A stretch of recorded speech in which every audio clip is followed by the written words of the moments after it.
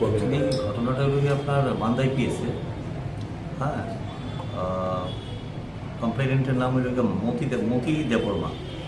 এই মহিলা হাজব্যান্ড মারা যাওয়ার পর আরেকবার বিয়ে করছিল, সেকেন্ড বিয়ে করছিল। তো প্রথম স্বামীর থেকে ভদ্রমহিলার একটা মেয়ে আসতো।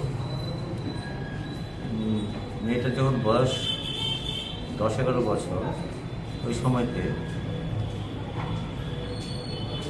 15/4/2024 ইংরেজি তারিখে রাত্রেবেলা ভদ্রমহিলা প্রাকৃতিক কাজ করতে ঘরের বাইরে গেছে। ওই সময়তে অ্যাকিউজড কাজল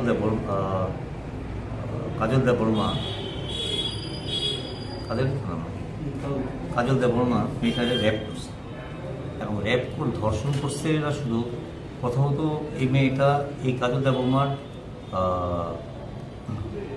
স্টেপ ডটার, সে র্যাপ করছে না, শুধু র্যাপটা পাশবিকভাবে করছে। মেয়েটা রক্তাক্ত অবস্থায় মাটিতে পড়ে গেছে। কেমন ভদ্রমহিলা ঘরে ঢুকছে, ঢুকে দেখে যে মেয়েটা রক্তাক্ত অবস্থায় মাটিতে পড়ে গেছে। ভদ্রমহিলা তো কাজলীয় আশেপাশের লোকরা ডাকছে, তারা এসে মেয়েটা নিয়ে গেছে হসপিটালে এবং মেয়েটার কন্ডিশন খুব খারাপ ছিল। কেমন তারপরে মহিলা এই কাজল দেববর্মার এগেনস্টে একটা এফআইআর করছিল 16/4/2024। কেমন মান্দাই পিএস কেস নাম্বার কাজ তো এটা আপনার মান্দাই পিএস কেস নাম্বার কাজ তো 3/24। ঠিক আছে, পরবর্তী সময়তে স্পেশাল পক্সো 1924 হিসেবে রেজিস্টার হয়েছিল। এই কেসটা আইপিসি 376 সাবসেকশন 2, 376 সাবসেকশন 3-তে ফাইল করা হয়েছিল, আর পক্সো 6-এ। ঠিক আছে, দীর্ঘ ট্রায়ালের পর এটা কালকে এটা কনভিকশন হয়ে গেছে। কনভিকশনটা হয়েছিল আপনার লাইফ কনভিকশন। আমি কনভিকশনের এই পার্টটা একটু আপনারা কইতেছি। আমি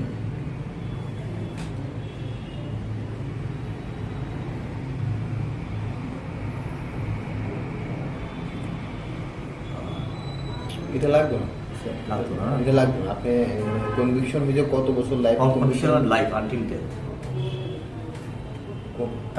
তার যে বায়োলজিক্যাল লাইফ যেটা আছে রিমেনিং, কাজল দেববর্মার বয়স এখন 52 বছর। তার রেস্ট লাইফটা তার জেনে থাকে।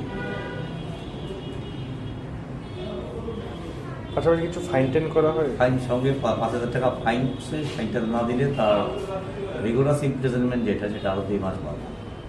কেমন আর এই কেসটাতে মেয়েটা আমরা পরবর্তী সময় দেখলাম মেয়েটা মানে সিকিউর না, victim is not secure with her mother. তখন আমরা বাধ্য হয়ে মেয়েটার আমরা সিসিআই ক্যারিফায়ার হোমে দিচ্ছি। মেয়েটা এখন হোমে আছে, খুব ভালো আছে, পড়াশোনা চলছে, ভালো কন্ডিশনে আছে। বয়স কত ছিল ভিকটিমটা? At the time of incident মেয়েটার বয়স তখন হার্ডলি 11 বছর। আর যে আসামি 51, ওর নামটা কি? কাজল। কোন কোর্টে হয়েছে এটা স্পেশাল কোর্ট নাম্বার 3। আপনার পরিচয়টা একটু? আমার নাম Jayanta Chowdhury, special public prosecutor POCSO.